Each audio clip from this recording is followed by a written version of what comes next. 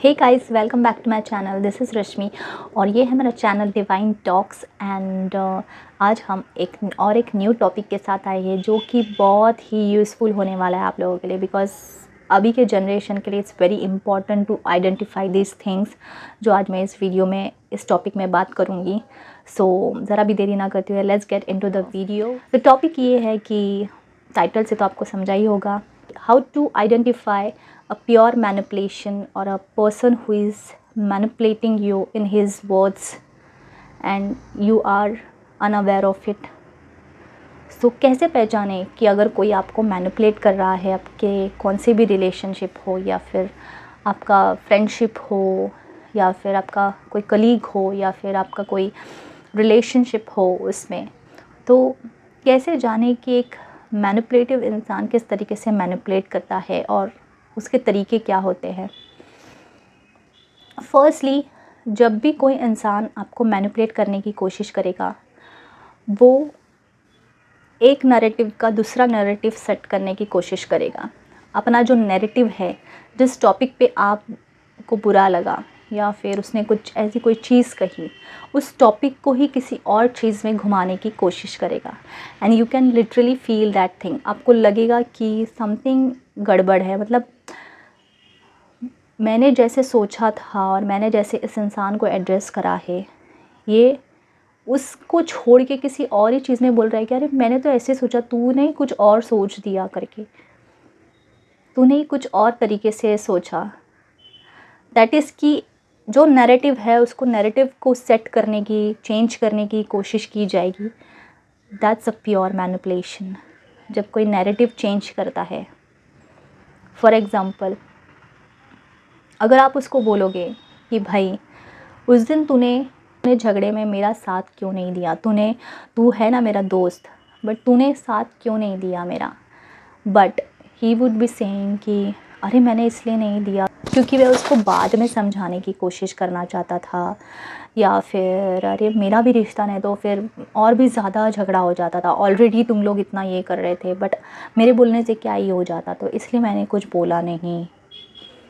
So that is something कि भाई तुम एक्सेप्ट क्यों नहीं कर रहे हो कि तुमने मेरा साथ नहीं दिया, बल्कि तुम नैरेटिव ही चेंज करने की कोशिश कर रहे हो कि मैं तो ऐसे सोच रहा था कि और ज़्यादा झगड़ा हो जाता।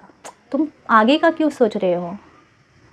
अभी करंट में जो चीज़ें चल रही है, झगड़ा हुआ क्या, और झगड़ा तो हमारे बीच में हुआ, तो तुमने क्यों नहीं मेरा स्टैंड लिया? तो वो ऐसे बोलेगा कि नहीं भाई, मैंने इसलिए नहीं बोला ताकि और झगड़ा होगा, मतलब जो होने वाला चीज़ है उस चीज़ को बोलेगा।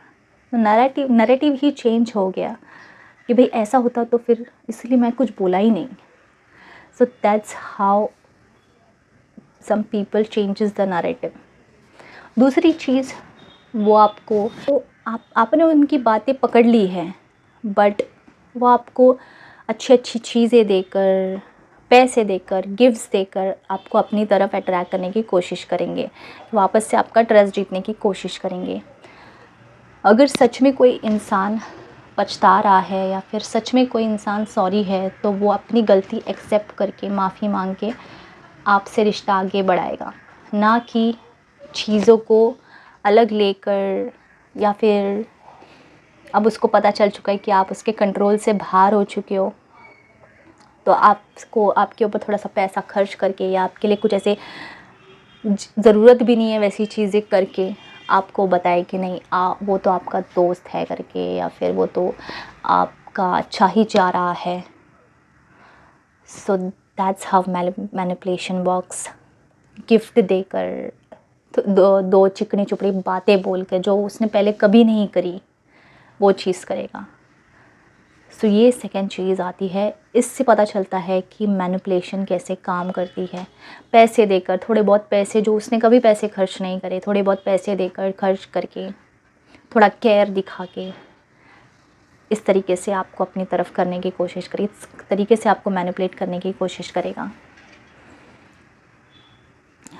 तीसरी चीज़, खुद को विक्टिम बता के वो आपको गिल्ट में लेके जाके अपनी चीज़ों को मनवाएंगे।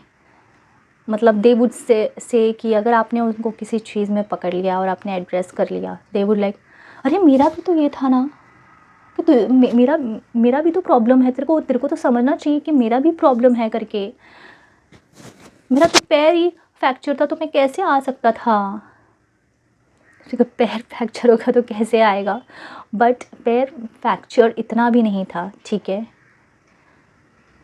नॉट एग्जैक्ट फ्रैक्चर था। तो आप पार्टी में, किसी और के पार्टी में कैसे गए, ये भी तो पॉइंट आता है ना। और अगर एक्चुअली में पैर फ्रैक्चर था तो फिर वो सच बोल रहा है। बट मैनिपुलेशन की अगर बात की जाए तो वो ऐसा कुछ बोलेंगे कि आपको गिल्ट में लेके जाएंगे। अरे मेरी भी तो प्रॉब्लम थी ना, मैं भी तो हर्ट था ना, तो मैं भी सोच रहा था, तूने मेरे बारे में तो सोचा ही नहीं, इस तरीके से। और तू ऐसे कैसे बोलने लगा है मुझे, तू पहले देख तू किस तरीके से बात कर रहा है। They will not accept their mistake. ये फोर्थ चीज़ में आती है कि वो अपनी गलती कभी मानेंगे ही नहीं, उल्टा आपको गिल्ट में लेके जाएंगे, आपको दिखाएंगे कि भाई वो कितने बेचारे हैं, और वो अपनी गलती मानेंगे ही नहीं, भले ही छोटी सी गलती क्यों ना हो, इतनी सी गलती क्यों ना हो, ना ही वो सॉरी बोलेंगे, वो अपनी गलती मानेंगे नहीं, इधर उधर की पता नहीं क्या क्या बातें कर लेंगे, but they will not accept their mistake. और इससे पता चलता है कि वो एक नार्सिसिस्ट भी है। नार्सिसिस्ट क्योंकि कभी एक्सेप्ट नहीं करते अपनी गलती। तो ये फोर्थ पॉइंट है कि they will not accept their mistake at all. आप चाहे तो उसको, उनको कितनी बार भी पकड़ लो, वो एक्सेप्ट ही नहीं करेंगे कि उनकी गलती है।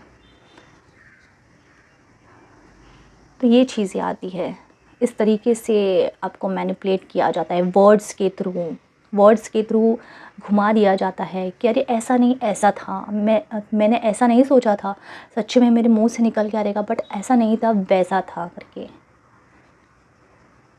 अगर कोई सच्चा इंसान रहेगा ना तो उसको समझ में आ जाएगा और फटाक से वो सॉरी बोल देगा कि नहीं यार गलती हो गई, मुझे वैसा बोलना नहीं चाहिए था। बट जो मैनिपुलेट करेगा वो बोलेगा कि अरे यार मेरे तो ध्यान में नहीं आया यार, क्या चीज़ है, उस चीज़ का गलत मतलब तूने ले लिया, मैंने तो ऐसा बोला ही नहीं था, शायद मैंने कुछ और बोला रहेगा यार सच में। अरे तुझे पता है क्या मैं क्यों नहीं बोला, क्योंकि उसको लगेगा कि मैं उसको टारगेट कर रहा हूँ और हम दोनों मिलकर उसको टारगेट कर रहे हैं, इसके लिए मैंने उस झगड़े के बीच में कुछ बोला नहीं।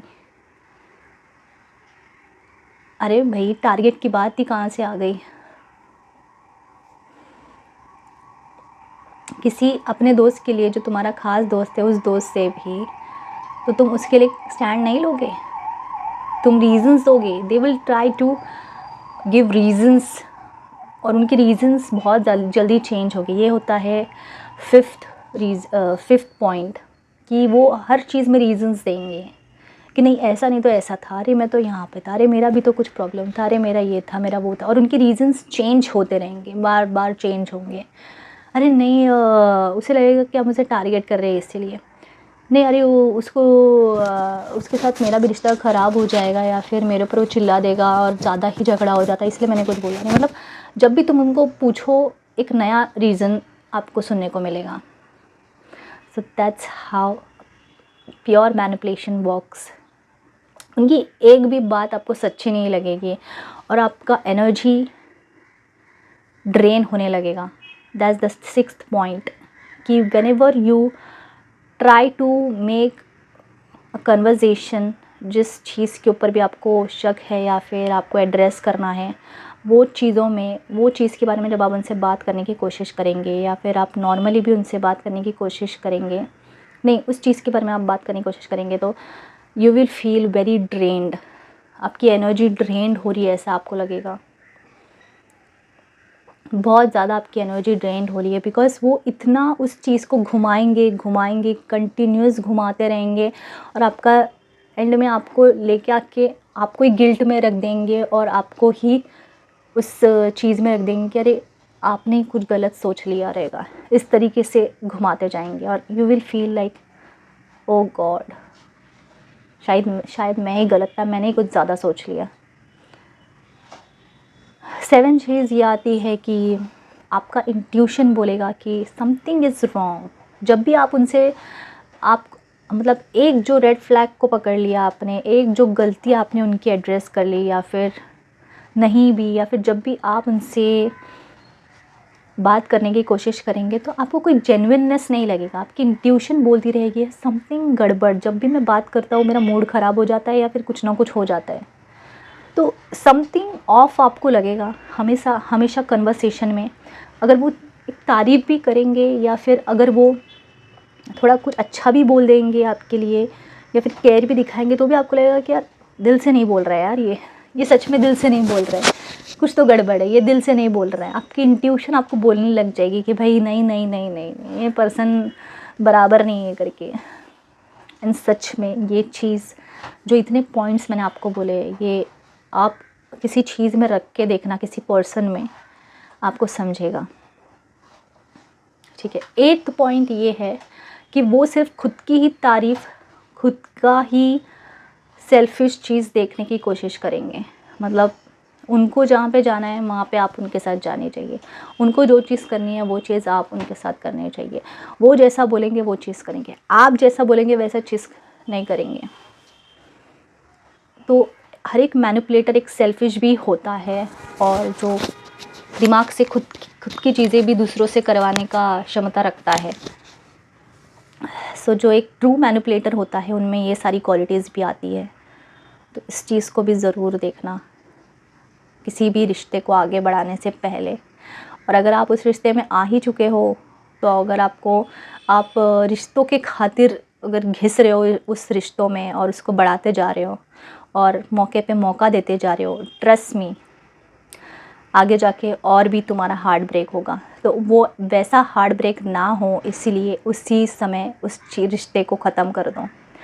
बिकॉज़ अगर आगे जाके इतना बड़ा हार्ट ब्रेक देते हैं ना ऐसे लोग, बिकॉज़ उनके हर एक दूसरे तीसरे चीज़ों में मैनिपुलेशन रहता है, तो वो कितनी सारी बातें तुमसे छुपाते हैं तुम्हें भी समझ नहीं आता।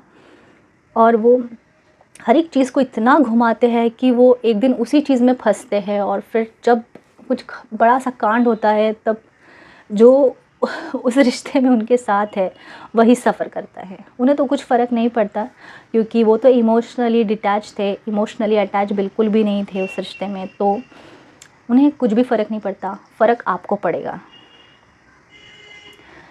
सो अगर किसी मैनिपुलेटर को पकड़ना है तो ये सारे पॉइंट्स को नोट डाउन कीजिए और उनसे जल्द से जल्द दूरी बना लीजिए। बिकॉज़ अगर वो ज़्यादा दिन आपके लाइफ में रहे तो फिर पता नहीं वो क्या कौन सी बड़ी हार्ट ब्रेक आपको दे दे, आपको समझ में भी नहीं आएगा। Whether is in friendship, whether is in relationship, whether any kind of relationship, it is harmful to you. और एक चीज़ ये बोलूँ, थोड़ा सा ना लाइफ में स्मार्ट होना बहुत ज़्यादा ज़रूरी है, कि ये पहचानना कि एक्चुअली में लोग हैं कैसे। हम जो ये ओवर इमोशनल हो जाते हैं, ओवर शेयरिंग, ओवर गिविंग लोग रहते हैं ना, ये इतने स्मार्ट क्यों नहीं रहते मुझे समझ में नहीं आता। ये बाद में जब इनको जब ठोकर लगती ना तब जाके ये बहुत ज़्यादा स्मार्ट हो जाते। तो उससे पहले मैं आपको पहले ही बता देना चाहती हूँ कि अभी से ही स्मार्ट बनने की कोशिश कीजिए। बिकॉज़ मतलब कलयुग इतना ज़्यादा हार्मफुल होते जा रहा है ना कि आपको मौका नहीं मिलेगा कि आप पूरा ट्रेन होके ठोकर लग के उसके बाद आप स्मार्ट बनो। तो अभी से ही, और अभी इतनी सारी फैसिलिटीज़ है कि अभी से ही आप जान लीजिए कि भाई you need to be very smart in trusting someone. किसी भी इंसान को एक टैग या एक रिश्ता देने से पहले आपको 10 बार सोचना चाहिए। अगर वो मेरा दोस्त है तो आपको उसको 10 बार टेस्ट करना चाहिए कि दोस्त कैसा होना चाहिए। अगर आपको किसी से प्यार है तो उसको 10 बार टेस्ट कीजिए कि भाई सच में वो इंसान कैसा है। अदरवाइज़ आप ही उस ट्रैप में फंस जाओगे। और जैसे ये कलयुग जा रहा है, मुझे तो नहीं लगता कि भाई आपको इतने सारे मौके मिलते जाएंगे।